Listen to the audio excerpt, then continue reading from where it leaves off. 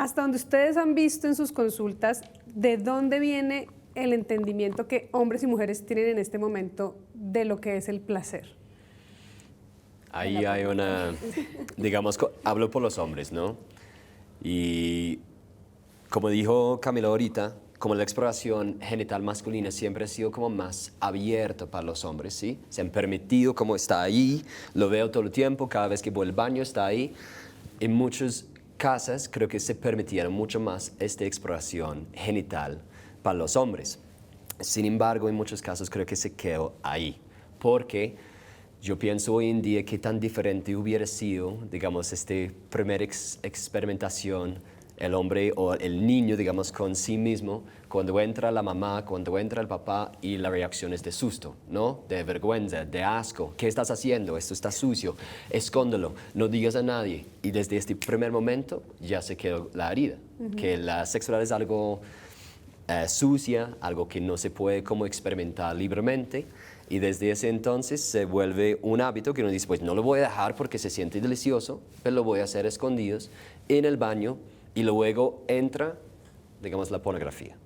¿Sí? Ahora con todos los dispositivos sabemos que los niños más o menos a una edad promedio de 10 años están empezando a tener su primer encuentro con la pornografía y desde ahí es donde se queda el placer masculino en esta fricción genital. Y se queda ahí en estos 2, 3, 4 minutos, lo tiempo que toma uno para masturbarse rápidamente es a escondidas y ahí se queda y esto es la experiencia que a veces los hombres llevan a sus primeros encuentros sexuales. Entonces el placer en ese caso es un pico, que es conocido como el orgasmo eyaculatorio, que está estimulado por la contracción del epidídimo, la próstata, y se queda ahí. Digamos que hablamos que la erección, la eyaculación es algo que pasa como en la columna, mientras que el orgasmo es algo cerebral. Y muchos hombres no llegan a esta experiencia del orgasmo, ¿verdad? Porque se queda con esta fricción, eyaculación, pico, 6, máximo 7 segundos de espasmo y luego a dormir. terrible.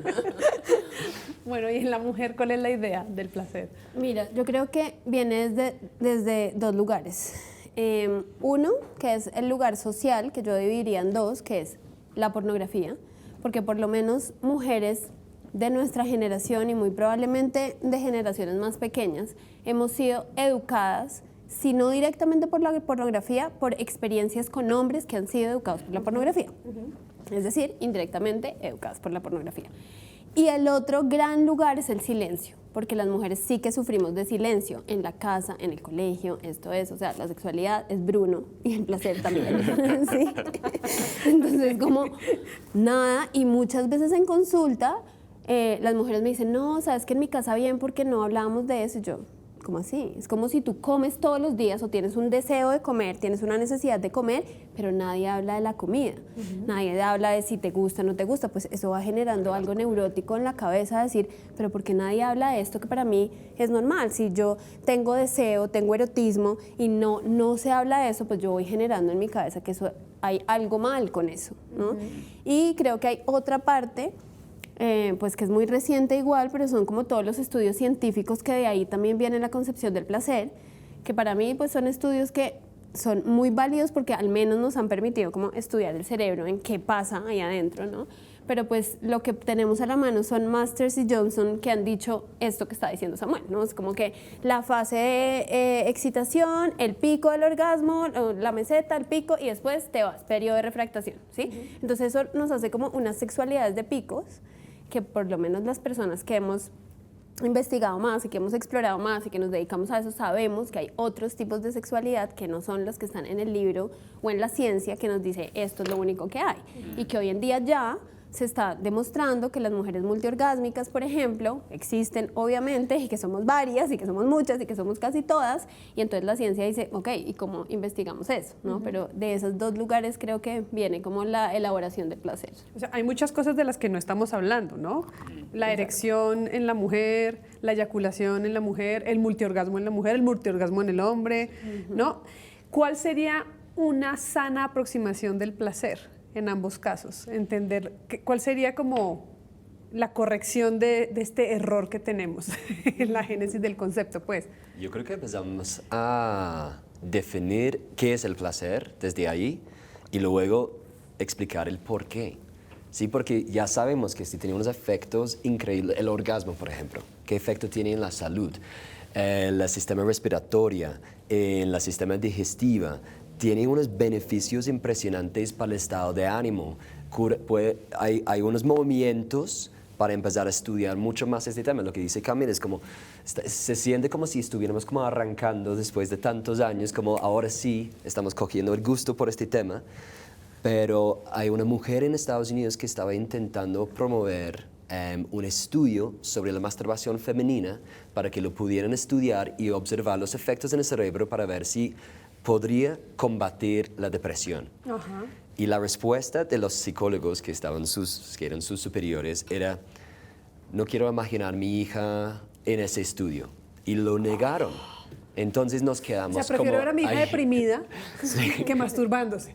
Entonces, Más o pero menos. creo que es por ahí donde tenemos que realmente enfocar es cuáles son los beneficios del orgasmo, cuáles son los beneficios del placer en general. No solamente limitar el placer a algo sexual, que ese es el contexto de este momento, pero también empezar a expandir esta definición del placer para ver cómo nos puede trascender toda la vida y cómo podemos entrenarnos para ser más sensibles al placer, para combatir hoy en día el estrés. Por ejemplo, tantas personas sufriendo estrés y ansiedad, ¿y qué tal si recomendamos un entrenamiento en el placer? En las empresas.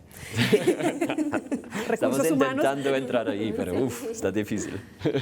Sí, yo creo que lo que decía Sam, como desde el origen de cómo se ve el placer, y ahí me voy como a ir a un poco lo que hablaba Michel Foucault sobre el placer, y él decía, claro, lo que ha pasado con la institucionalización del placer, ¿no? Que es en nuestro sistema, el placer es la recompensa. Ajá. ¿No?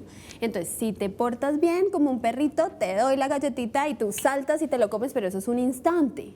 No es como que Y tú... aparte es porque te lo ganaste. Y es que te porque lo ganaste, o sea, trabajaste. puede que suceda que no te lo ganes porque te portaste mal y entonces ahí viene el castigo, ¿no? Que es que toda la teoría del placer y castigo de Foucault se refiere un poco a eso. Entonces, ¿cómo nosotros aprender a que de todas formas en este sistema si hay una represión del placer en nuestro diario vivir y casi que sí nos toca luchar por ese derecho?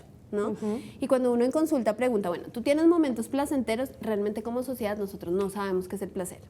Muchas mujeres me contestan, sí, yo amo lo que hago, yo no, o sea, el trabajo y el placer no. Sí, uno le puede encantar lo que hace, pero pues el placer es una irrigación de dopamina, es blanquear el ojo, es cuando uno le rascan la espalda y dice, sí, ay, rasquen.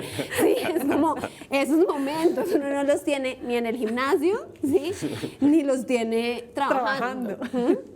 Entonces creo que hemos malentendido ese placer y tenemos que regresar a como eso, como somos más irrigados por dopamina que nos regala el orgasmo y sin sexualizar la experiencia, pero es que claro, la sexualidad nos regala muchos momentos de placer porque es una de las principales fuentes de dopamina, pero pues también tenemos la comida, también tenemos los toques, las caricias, ¿no? El encuentro con otras personas, las miradas a los ojos, un montón de cosas que en la sociedad no importan. O sea, ¿cuánto tiempo nosotros nos miramos a los ojos realmente en silencio y esperamos a ver qué pasa? Pues eso no existe, ¿sí?